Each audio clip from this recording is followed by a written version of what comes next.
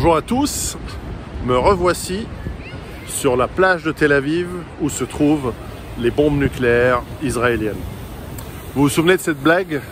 C'était il y a 10 ans exactement, ici à Tel Aviv, ville qui s'est développée considérablement en 10 ans, et encore plus évidemment avant. Ville tout à fait étonnante dans son développement, dans sa structure sociologique, dans son architecture, dans tout ce que l'on trouve. Alors contrairement à Jérusalem, ici tout le monde fait du sport, ça bouge. C'est une ville balnéaire par excellence, mais plutôt de villégiature balnéaire, en tout cas pour son bord de mer. Et pour son, on va voir le coucher de soleil dans 2 minutes. Et en tout cas, parce que voilà. Et en tout cas, c'est toujours très intéressant. Donc je vous ferai une petite vidéo sur plein d'expériences ici et de réflexions, parce que beaucoup de choses ont changé sur la géopolitique, sur la sociologie, sur la structure, sur les gens, la manière de voir les choses, la manière de voir le monde. C'est voilà, le retour en Israël après 10 ans, en visite bien sûr, très intéressant. Très intéressant, je vous en parlerai. On va parler aussi de survie du point de vue israélien et du point de vue palestinien, ça va être intéressant. À tout de suite.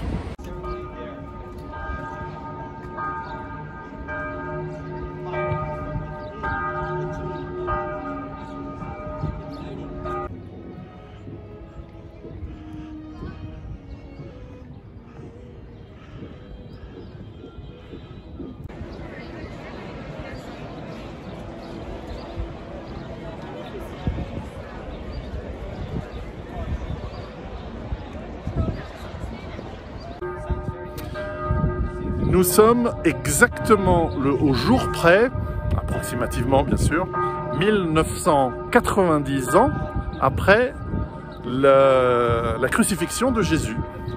Et je suis en Israël aujourd'hui, dans ce vendredi saint 2023, et vous entendez le son des églises, le son des clochers des églises. Il y a évidemment là-bas les différentes œuvres religieuses construites, bâtiments religieux. Il y a évidemment la mosquée du Dôme du Rocher sur le temple, l'église du Saint-Sépulcre, qui doit être avec une grande messe en ce moment.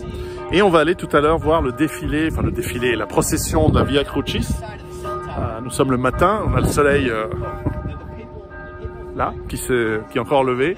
Et c'est l'occasion de montrer aux enfants un lieu absolument capital dans l'histoire de l'humanité et simultanément de l'histoire moderne. Un peu la maison mère de 3 religions, enfin 2 religions et demie, parce que c'est le 2e lieu sacré de l'islam. Ouais, enfin bon, ça les arrange. Et c'est un des lieux sacrés de la chrétienté, etc. Ça les arrange aussi. Et évidemment, c'est le lieu sacré du judaïsme. Ça, c'est parce que c'est eux qui l'ont fondé il y a 3000 ans, à peu près, avec le temple de Salomon. Ici, on est sur la tour de David, la forteresse de la ville. Sacré mur, toujours. Donc, ça fait 10 ans que je n'étais pas revenu. Donc, intéressant.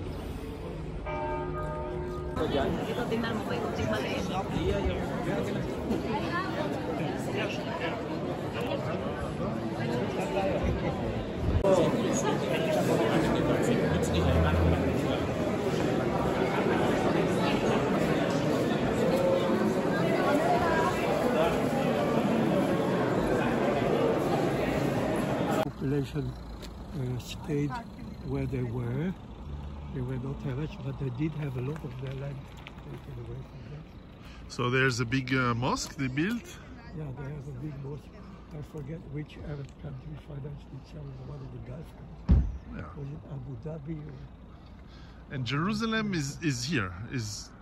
That's the center. Over there to the left. Is the center there? Yeah, I've seen the pictures. 100 years ago, no trees. No trees. I know. No trees. This is the only country in the world that has more trees now than it had a century ago. No, but absolutely nothing. Bonjour à tous, me voilà de retour dans mes montagnes suisses. J'étais à Pâques 2023 en Israël, afin de faire connaître à mes enfants une belle région, un pays important historiquement, y compris dans l'histoire récente, et puis pour rencontrer quelques amis. J'ai travaillé en Israël dans les années 90, dans les années 2000, et j'y ai des amis proches. Et puis j'ai aussi une histoire familiale. Je vous attends. Dites-moi.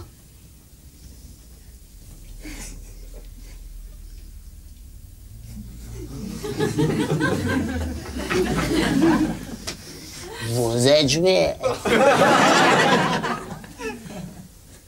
Ah, vous n'êtes pas juif? Ah non, je croyais, non. Non, je croyais.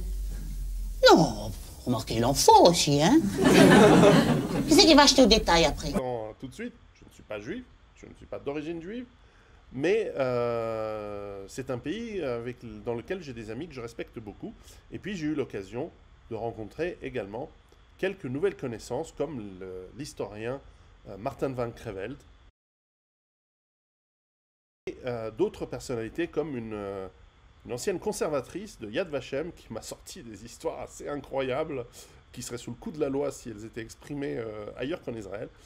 Bref, j'ai fait une série de vidéos pour commenter ce voyage. La première, c'est pour vous expliquer comment est Israël en 2023. Ça faisait en fait presque 10 ans que je n'étais pas allé.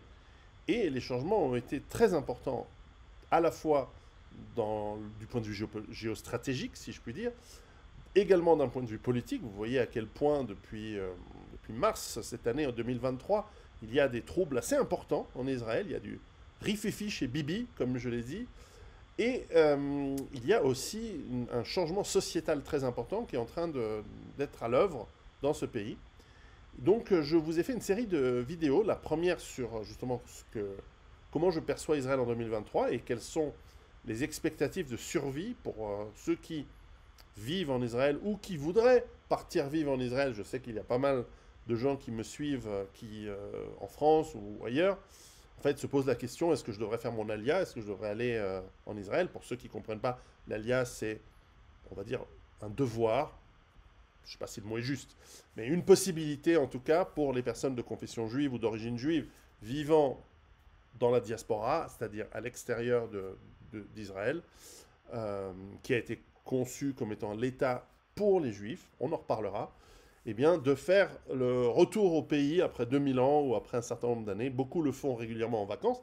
Les avions étaient pleins. Je vous raconterai quelques anecdotes rigolotes dans les avions, dans le vol aller et le vol retour. Yallah. Et on va parler également, et j'ai aussi fait une vidéo où je donne, vous aurez enfin mon avis sur ce que je pense du conflit israélo-palestinien. Histoire d'en faire hurler tout le monde, en fait. Je crois que tout le monde va me détester en fonction de ce que je vais, à partir de ce que vous allez voir. Et j'ai fait aussi une vidéo sur ce que je pense des Juifs. Alors là, vous allez voir si je vais en prison ou pas. Surprise. Bref, ces vidéos sont sur mon Patreon, de même que l'entretien que j'avais fait à Pâques avec notre ami Lionel, qui habite à Jérusalem et que j'avais mis en public, que j'avais mis sur Patreon il y a, au retour des vacances de Pâques, de ce voyage, pour vous inciter, pour vous montrer ce qu'il y a sur Patreon, eh bien, j'ai mis cette vidéo ici, maintenant, à la suite de ce que je vais faire, pour vous tous, en public. Donc, vous allez écouter mon petit entretien avec... c'était plutôt une interview de Lionel, qui est un juif orthodoxe d'origine française, mais qui, justement, a quitté la France il y a quelques années, il y a près de 20 ans, pour aller vivre à Jérusalem. Donc, c'est quelqu'un de vraiment... En tout cas, à l'apparence, à l'opposé de qui je suis, mais avec des points communs très intéressants et avec qui j'ai beaucoup de plaisir à discuter. C'est quelqu'un avec qui on a beaucoup de points communs, en fait, et c'est assez étonnant. Je vous laisse avec cette vidéo d'entretien avec Lionel, et on se retrouvera avec plein de vidéos rigolotes, mais aussi, j'espère, intelligentes et informatives sur Patreon. Le lien est ci-dessous. C'est que 5 € par mois, et il y a sacrément de contenu. Mais après, si vous voulez survivre ou pas, c'est votre problème. Allez, préparez-vous et à bientôt.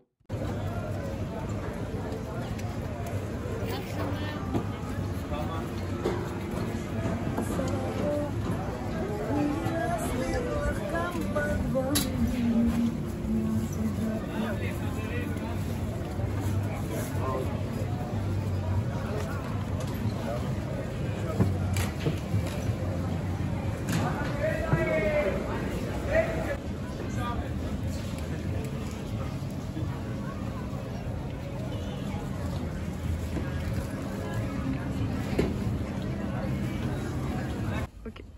Ça tourne? Ouais. Salut à tous.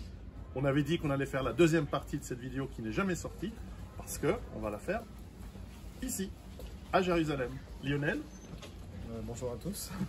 Ça fait longtemps qu'on s'était pas vu. Hein. Oui, et merci de nous accueillir à Jérusalem. Avec grand plaisir.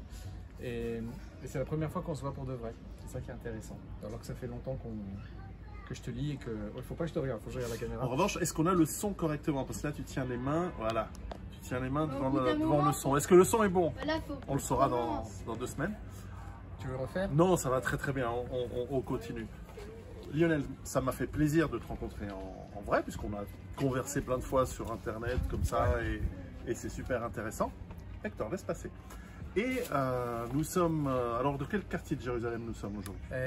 Là, on est sur le... Pardon, juste derrière nous, on est dans le centre-ville et on se dirige vers Mea Sharim, le quartier orthodoxe.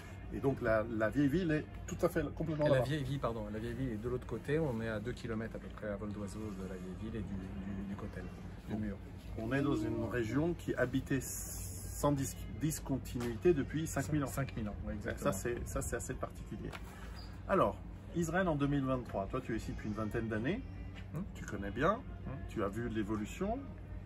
Quelle est l'évolution positive, l'évolution éventuellement moins positive de ce qu'on peut dire?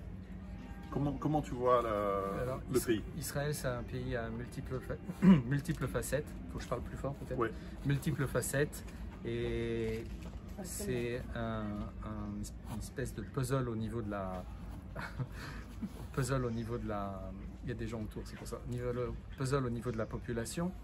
Comment il a évolué? Le pays se développe d'un point de vue économique, malgré des crises constantes, que ce soit des crises économiques ou des... on a eu le Covid, comme tout le monde, hein, on a été très touché par le Covid, ou par des menaces existentielles qui viennent soit de pays externes, soit en interne avec nos voisins. C'est assez compliqué. La situation, comme d'habitude, j'ai envie de dire, c'est toujours très compliqué ici. On est au Moyen-Orient, c'est très compliqué, on pense savoir quelque chose et en fait, le lendemain, on découvre que la réalité est encore plus complexe et voilà. Donc, mais globalement, ça se passe bien par rapport à d'autres pays, je pense. En 10 ans, j'ai remarqué une augmentation de l'infrastructure considérable. L'infrastructure, c'est un signe de facteur de développement économique. Hein. L'infrastructure, c'est-à-dire aujourd'hui on a le tramway qui se développe partout dans Jérusalem, donc très agréable si vous venez comme touriste. On a les autoroutes qui se développent, les ponts qui se développent. On a le train, c'est assez nouveau, ça fait 3 ans maintenant. Le train direct qui vous amène je crois que c'est un train français d'ailleurs, qui nous amène direct de Jérusalem jusqu'à Tel Aviv. Alors avant, il fallait avoir les voitures ou prendre les autobus, c'était un peu long. Là, en 30 minutes, vous êtes à Tel Aviv ou à Jérusalem. Donc c'est assez intéressant de ce côté-là. Non, le pays se développe. Très intéressant, quoi. Voilà. Et on a une mentalité, on est très... le chat. On est extrêmement... Le peuple juif est extrêmement résilient. Donc il y a cette volonté d'avancer et de ne pas se laisser aller. Voilà, pas forcément de râler, mais d'avancer. Voilà. Oui, on en a discuté tout à l'heure. Il y a un historique assez long, en tout 2000 ans pour la version longue, peut-être un gros siècle et demi entre pogrom, Shoah et autres, où il y a eu... Oui, il y a eu l'Inquisition. Et l'Inquisition, et avant, bien plus les croisades. Oui, oui. Ça fait partie de l'histoire. Et ça aiguise cet instinct de survie, on peut appeler ça comme ça. Et ça, c'est quelque chose qui m'a toujours intéressé et que j'ai chaque fois perçu en venant Tout à l'heure, ici. on a pris un jus, excuse-moi, tout à l'heure, on a pris un jus de fruits 50 mètres plus haut et on s'est dit l'Echaim. Alors, c'est une blague. L'Echaim, ça veut pas dire santé. C'est pas pas une blague, moi je dis. Les Chaim, ça veut dire à la vie. Pourquoi? Parce que la blague, c'est ok, nous on s'occupe de la vie. Enfin bon, ça veut dire ça veut pas dire santé, ça veut dire à la vie. Pourquoi? Parce que la santé, on va gérer. Mais en gros, ça veut dire laissez-nous nous occuper de ça. On a cet instinct de résilience, puisque ça peut être le sujet, je ne sais pas. Mais culturellement, c'est pour ça que moi, quand il y a eu ces histoires avec le Covid, c'était parfois on m'a dit ouais, t'es complotiste, t'es survivaliste. Pas du tout. C'est juste on cherche à avancer et on cherche à le mieux possible pour soi d'abord. C'est une règle de sécurité pour soi et puis pour les siens. Et voilà, c'est pas du tout une idéologie. Il s'agit juste de survivre. Alors on parlait aussi depuis la création d'Israël en 1948, il y a eu beaucoup de guerres qui ont forgé dans le sang et la sueur et les larmes. Et tu as les guerres officielles et tu as les guerres qui ne sont pas officielles. Bien sûr. Et cette quasi-constance du danger de la guerre, elle a forgé un peuple, une unité de peuple. Ces derniers jours, ces dernières semaines, depuis les dernières élections donc, qui étaient exactement au moment de notre dernière vidéo, nous avons une volonté de changer, pas la Constitution, parce qu'il n'y a pas de Constitution, mais un certain nombre de lois avec la Cour suprême qui sont extrêmement contestées par la population. On a vu des millions de gens dans les rues ces dernières semaines. Plus de 5 millions. Auxquels s'ajoutent en ce moment même des conflits assez importants qui redémarrent entre population arabe, palestiniens, colons, pas colons, c'est aujourd'hui, je crois que c'est Pâques chrétienne. C'est le dimanche de Pâques. Dimanche de Pâques. On est en plein pendant le Ramadan et on est pendant la période de Pessah, donc la Pâque juive. Alors, aucun rapport avec la Pâque chrétienne. Bien sûr. Mais en tout cas, effectivement, là, il y a eu 3 attentats meurtriers et des roquettes. Des roquettes. Et on a aussi des attaques aux voitures. Oui. Et avant-hier. J'ai un alibi. J'y suis pour rien. C'est pas parce que je viens en Israël qu'il y a tout ce bordel. Des jeunes qui sont décédés, tués, assassinés. Et on a le Liban qui balance des Scuds, enfin ou des missiles, je sais pas ce que c'est comme missile, mais qui balance des missiles. Et à 2 km d'ici, au-dessus de ce qu'on appelle le mont du Temple, donc c'était au-dessus du mur, vous avez la mosquée. Et là, il y a c'est toujours la même chose, c'est une minorité extrémiste et qui profite du Ramadan pour attiser la haine et les tensions. Voilà. Et donc là, la situation est pas géniale au moment où on se parle. Et nous, on est à 2 km de là et c'est plein de touristes. Et voilà. Ce qui montre aussi, parce que moi, c'est ma mère qui m'envoie un message disant « Fais attention, il y a eu un attentat !» Et je dis « Oui, mais il est à Tel Aviv, moi je suis à Jérusalem aujourd'hui. » En fait, depuis l'étranger, on a souvent des informations beaucoup plus tragiques et des alertes un peu qui font un peu plus peur que lorsqu'on vit dans le pays où, on s'y habitue et deux... Je crois que c'est ça, surtout, on s'y habitue. Mais si tu veux, la tension, elle monte quand même, elle est palpable. Moi, j'ai plus l'habitude, elle est palpable. Et bien qu'on n'ait pas vu beaucoup de sécurité. Non, ça va. Hein. Mais disons que si on va dans la vieille ville là, il faut faire vraiment attention. C'est pas recommandé là. C'est pas. Disons que c'est malheureusement on est habitué. Comment tu vois l'évolution, parce que justement dans une période on en parlait avant, avec un peu quand même beaucoup moins de guerre qu'à l'époque. Puisqu'il y a la paix avec l'Égypte. C'est pas une question de paix, c'est qu'on est devenu extrêmement puissant. Je m'excuse, je t'interromps. Tu as raison. On est devenu extrêmement puissant. Et le premier qui va s'approcher, ça ils le savent. Ils ont tenté plusieurs fois. Et donc, alors ils utilisent d'autres méthodes, qui sont les méthodes notamment d'utilisation des populations locales, qui sont clairement c'est ça. Mais c'est pas un danger existentiel. Non, mais si tu veux, il y a des gens qui meurent. C'est ça le truc. Ça c'est toujours regrettable. Le danger existentiel, il vient de l'Iran, qui promet systématiquement de nous détruire, machin. Enfin, comme d'habitude, ils parlent beaucoup. Oui, puis la Russie ne les laissera pas faire. Comment est-ce qu'on peut... Comment tu vois l'avenir dans ces prochaines années, prochaines décennies? Comment tu vois l'avenir du pays? Est-ce que je peux répondre à ça? Je sais même pas. Il y a ce que je souhaite, mais j'ai pas. Pardon. C'est pas, j'ai juste un chat dans la gorge. Le fameux chat Le qui fameux est chat. passé. Très sincèrement, je sais pas. Je pense que la situation est bien meilleure qu'en Europe. Elle est aussi meilleure qu'aux États-Unis. Il y a des signes d'ouverture extraordinaires.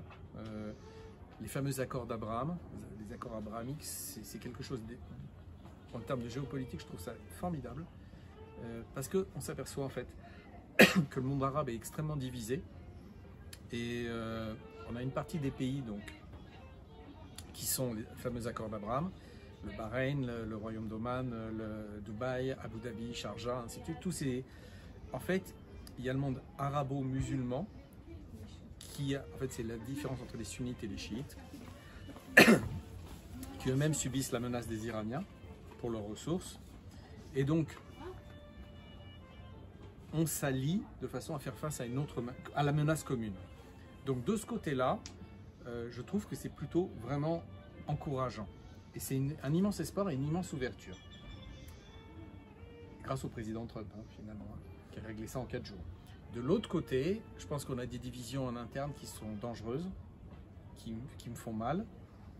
Je me sens pas tellement israélien, clairement, je le dis. Je suis un Israélien, mais je viens de l'extérieur. J'ai pas fait la guerre ici, j'ai pas grandi ici, j'ai pas cette mentalité-là, pas cette culture-là. En même temps, comme la majorité des Israéliens qui viennent de l'extérieur, le pays est composé de gens qui arrivent. Voilà. Et de ma nature et de par mon comportement, j'ai plutôt une nature optimiste des choses. Voilà. Je pense que c'est ce que je vous disais tout à l'heure, c'est que le monde est, si on regarde juste le XXe siècle, des crises terribles, des guerres terribles, mais l'être humain a toujours la faculté de s'en sortir, d'avancer. Et alors les Juifs, oui, parce qu'on a cette culture depuis plus de 2000 ans, qui est on est résilient et on est de s'adapter et de toujours d'avancer, continuer à vivre et à survivre et à prospérer et d'avoir des enfants. Et voilà. Donc j'ai plutôt une vision positive, avec des difficultés qui m'embêtent, qui me gênent, mais que j'aimerais ne pas avoir. Mais j'ai une vision positive de la chose. Voilà. Oui, je suis d'accord. Et de ton côté, est-ce que tu as des questions pour le touriste que je suis aujourd'hui? Alors, vous êtes venu dans une période très spéciale. Il faut pouvoir revenir en dehors. Ils sont venus donc durant la Pâque juive et donc aussi pendant le Ramadan. Donc c'est un peu compliqué pour manger, tout simplement. Ça va. Ça va, tu t'en sors. Oui. Mais c'est aussi beaucoup de choses sont pas ouvertes en fait. Mais est-ce que j'ai des questions concernant ça? Non. Le pays est plus accueillant qu'on le pense. Il y a beaucoup de touristes chinois aussi qui viennent. Donc ce que vous voyez sur les médias, c'est une chose, ça existe. Mais en même temps, la réalité, il y a toujours une... Je prends l'exemple de Paris, puisque je suis originaire aussi de Paris. Paris, en ce moment, quand on regarde sur les réseaux sociaux, c'est la catastrophe. Vraiment la catastrophe, ça fait peur, quoi. C'est une guerre civile. J'ai des amis qui sont à Paris qui me disent, bah non, tu peux venir, et en fonction de certains quartiers, voilà, après, voilà. C'est vrai. Voilà. C'est vrai qu'il ne faut pas être alarmiste tout le temps, il faut être attentif. Non, il faut avoir une vision positive de la vie. En tout cas, je dois dire que la procédure de passage de la frontière pour rentrer dans Israël, c'est beaucoup plus simplifié, c'est beaucoup plus facile qu'avant, il y a moins de queues, ça va plus vite, donc parce que j'ai connu ça très compliqué. C'est parce qu'en fait tout est digitalisé, ça oui, exactement qui vient. Oui, c'est sûr. Donc ça se passe facilement. Et c'est un pays à découvrir. Moi, j'y amène mes enfants. C'est très parce riche. Que culturellement, il y a une histoire incroyable. Culturellement, c'est juste exceptionnel, clairement. Et l'avantage, ce qu'on disait tout à l'heure, c'est que vous pouvez aller du nord au sud ou de l'est à l'ouest en quelques heures, en voiture. Donc vous allez visiter tout le pays pratiquement en l'espace avec des microclimats différents, des gens différents, des attitudes différentes, des cultures différentes. C'est assez intéressant. D'un point de vue économique, c'est un pays qui est cher. Très cher. Et comme tu l'as dit, il n'y a que les salaires qui n'augmentent pas. Ouais. Comment on gère au niveau du quotidien, au niveau de l'économie pour les gens? Parce que je vois que c'est difficile. Tu crois au miracle? Parce que moi j'y crois, je sais pas. Il y a un moment, tu lâches les rênes, tu te dis bon, il va m'aider là-haut, parce que je comprends pas. Mais en fait, on vit bien. C'est ça le truc. Je le dis, c'est important. Il y a une inflation comme partout. La vie est déjà plus chère, mais on vit bien. Voilà. Oui, parce que j'ai remarqué que c'est effectivement assez cher, alors particulièrement en cette saison, mais en cette période. Mais c'est vrai que la vie quotidienne, je vois que c'est des prix qui sont tout à fait européens. Hein, c'est pas... Non, c'est plus cher que l'Europe. Il y a des C'est plus cher que la France, hein, et on va par là. Hein. Ah oui, oui. C'est plus cher que la France, qui est Ouais, déjà les le jus de champion de fruits, l'Europe. la C'est plus nourriture, cher que la plus cher. France, mais là, avec, ça a encore augmenté avec l'inflation. Donc, mais les gens, ils vont continuer d'aller au restaurant, ils continuent de sortir, ils continuent d'acheter des bagnoles. Le nombre de Tesla qu'il y a ici, c'est juste hallucinant. Alors que c'est pas une voiture. C'est bon, voilà, les gens vivent. En fait, il y a un truc très, très important, c'est les médias vous donnent, les médias, ils vous donnent toujours une image. En fait, parce que leur business model, il est basé là-dessus. Ils vous donnent toujours une image négative de la réalité, parce que c'est lié au stress. Quand vous regardez les informations, ça fait vendre. Et il n'y a jamais de bonnes nouvelles. On ne vous dit jamais qu'un tel s'est marié, ou qu'un tel il a eu des enfants, alors qu'il attendait des gosses depuis 20 ans, ou qu'un tel il a... Non, c'est toujours des mauvaises choses. Regardez, c'est impressionnant. Donc, ça, c'est ce qu'on projette, c'est ce qui fait vendre. Mais la réalité, c'est qu'il faut s'occuper de son quotidien. C'est un petit message très chassidique que je vais vous donner, c'est que ce qui est passé. L'avenir est incertain, mais le moment présent, on peut agir. Voilà. Ça, c'est presque, Voilà. les paroles d'une chanson de The Doors. Mais tu sais, ce groupe, nous on est très jeunes, alors on n'a pas connu. Mais une chose que j'ai remarqué aussi, alors ça touche un des mythes fondateurs d'Israël, mais c'est vrai. La première fois que je suis venu ici en 1987, il y avait peu d'arbres entre Tel Aviv et Jérusalem. Et d'ailleurs, quand on voit des photos d'il y a un siècle, avant 1948, il n'y avait pas d'arbres entre. Et quand on regarde les histoires des croisades, il y a de la bataille de Hattin, 1187, pas très loin de Jérusalem, c'était écrit à l'époque comme étant un désert. Aujourd'hui, entre Tel Aviv et Jérusalem, et autour de Jérusalem, pas vers la mer Morte bien sûr, mais en tout cas sur les collines et tout, c'est boisé, de chez boisé, avec des villes sur les collines, très jolies, elles sont magnifiquement faites. Ça fait partie du développement économique, c'est-à-dire que l'être humain, il a besoin de la nature, les enfants en particulier ont besoin de la nature, et et l'arbre a aussi une symbolique très forte dans le judaïsme, la vie en fait. Et donc planter des arbres, ça fait partie du développement d'Israël, oui, clairement. Ouais, c'est vrai que planter des arbres, c'est une des meilleures choses qu'on peut faire pour nos enfants et nos arrière-petits-enfants. Alors je voudrais réagir justement, parce que j'ai l'occasion de le dire, puisqu'on parle des arbres, oui, planter des arbres c'est clair. On parle souvent dans les discours pro-palestiniens, on parle souvent des oliviers, qui sont des champs d'oliviers qui sont sciés, comme ça on dit, sciés, c'est vrai. Je ne sais pas si vous avez été, quand vous avez été sur la mer Morte, vous avez dû en voir peut-être sur les côtés. Il faut juste savoir, en fait, on ne les déracine pas ou on ne les coupe pas par plaisir. C'est juste qu'il y a des snipers, comme ils sont au bord des routes, il y a des snipers qui se planquaient dans les oliviers et qui tiraient sur les gens qui étaient en voiture et qui, voilà, c'est la seule raison, quoi. C'est tout. C'est une raison sécuritaire. Ça n'a rien à voir avec... Moi, j'ai vu plus d'arbres plantés, oui, et en tout cas... des sapins, des pins, on parlait ça se construit. Alors, le caméraman a vu avec moi hier soir des endroits où il y avait des écoles magnifiques avec des terrains de jeu pour les enfants extraordinaires, vraiment très beaux, très bien fait. Et donc on voit ce développement qui est... en 10 ans, j'ai vu la différence. Et depuis 1987, j'ai vu une différence énorme. Donc ça, c'est positif. Très positif. Parce que voilà, les arbres, et puis vous avez tous senti les enfants, les orangers, les jasmins, même en sortant, bon ça c'est déjà ancien. Non, mais les routes, les ponts, t'as vu l'aéroport international, il s'est développé. Il s'est développé, les routes, les ponts, les habitations, les écoles. Ouais. Donc ça c'est bien. Et on a pu rencontrer, mais ça c'est déjà il y a 10 ans, c'était évident, des Arabes israéliens qui sont musulmans. Pas tous les Arabes israéliens sont musulmans, mais ceux que j'ai rencontrés étaient musulmans, qui en fait, d'ailleurs sont très gênés lorsqu'il y a des attentats, parce que eux, ils le disent en tout cas, et on le sent bien. Hier soir, on a eu dans la discussion confirmation de ça, ils sont très heureux de vivre ici, parce qu'ils comparent avec d'autres endroits. Donc, ils sont heureux d'être en Israël, ils ont l'air d'être très bien traités. Non, mais c'est toujours la même chose. Il y a une population, bien sûr. Ah oui. Il y a une exactement. Il y a une. C'est encore une fois, c'est les extrémismes. C'est ça. C'est ça le problème, quoi. Les extrémistes, ils ne veulent pas la voie du milieu. Ils veulent casser quelque chose pour reconstruire à leur façon. Pas reconstruire en mieux, reconstruire avec leurs propres règles. Et c'est là où il y a un danger. Voilà. Peut-être pour terminer, une question qui est à la fois d'introspection mais qui est difficile.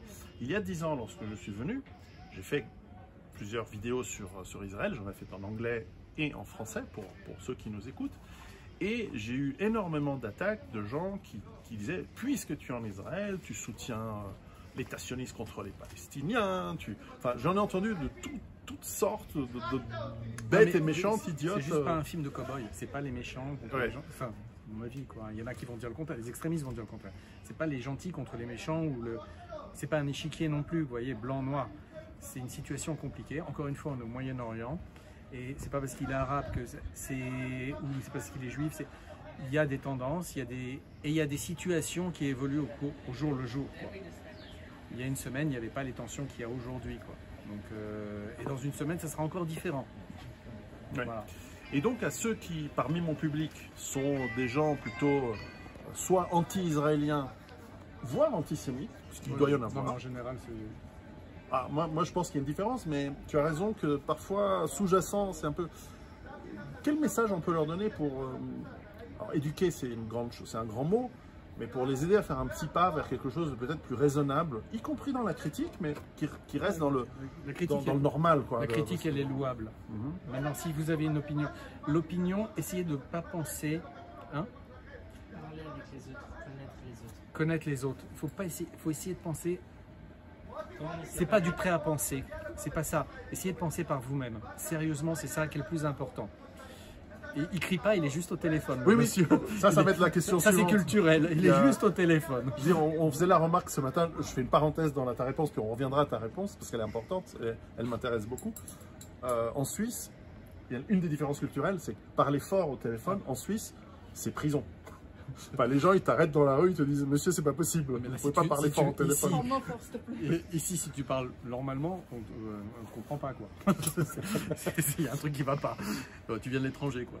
Bon, je referme la parenthèse du téléphone, mais c'est pas le premier. Donc, pour répondre à ta question, et je pense qu'il faut vraiment, c'est le conseil que je vous donne, en fait, essayez de penser par vous-même, de ne pas avoir du prêt à penser dans la tête. Et donc ça veut dire se dégager au maximum des réseaux sociaux qui, pour moi, sont un vrai poison. Notamment pour les plus jeunes qui n'ont pas le recul nécessaire, qui vous empêche de penser en fait. Et les informations, j'ai donné l'exemple des informations. Moi j'en ai parlé à mon Rav, le Rav Avram qui a été sur ta chaîne, qui a eu beaucoup de vues d'ailleurs. Il m'a dit c'est simple Lionel, moi j'étais un accro de CNN, ainsi de suite. Hein. Il m'a dit c'est simple Lionel, vous regardez les informations une fois par semaine. Vous restez sur Google News, sur les... Vous pouvez le regarder en plusieurs langues, vous allez voir aussi les différences. Mais ça s'arrête là. Et en 20 minutes, vous voyez que vous ne rentrez pas dans le truc parce que c'est anxiogène, c'est comme ça qu'on dit. C'est anxiogène, en fait. Et c'est faux. C'est faux parce qu'au final, les gens, ils se marient toujours, ils ont toujours des enfants, ils amènent leurs enfants à l'école, ils aiment leurs enfants. Et c'est ça la réalité. C'est ça la réalité. C'est pas ce qu'on veut vous mettre dans la tête. Donc, pour revenir au sujet ici, c'est la même chose. La réalité, une petite dame qui passe, vous voyez. Voilà. La réalité, elle est très différente de ce qu'on vous met dans la tête et du traitement qui est accordé à l'information. Si vous parlez plusieurs langues, c'est un test super simple à faire. Vous regardez les informations, la même information, dans plusieurs langues et dans plusieurs médias, vous allez voir, ils ne disent pas la même chose. C'est pas le même sujet, pourtant si. Voilà. Bon, enfin, bref. Donc, il faut être positif et il faut continuer à aimer la vie et la vie vous le rend en général. Voilà. Le mot de la fin pour c'était ça. Voilà. Parfait. En tout cas, à une prochaine. S'il y a des gens qui veulent être en contact avec moi, tu leur transmets mon email. Et puis, à une prochaine, soit ici, soit en Suisse, soit de toute façon sur les contacts. Dubaï, oui, on a dit peut-être à Dubaï. Voilà. Il y a des choses à faire. Voilà. Bonne journée. À très bientôt. Bonne fête de Pâques, de Pessah, et le Ramadan pour tous les autres. Tu nous prends une petite photo ?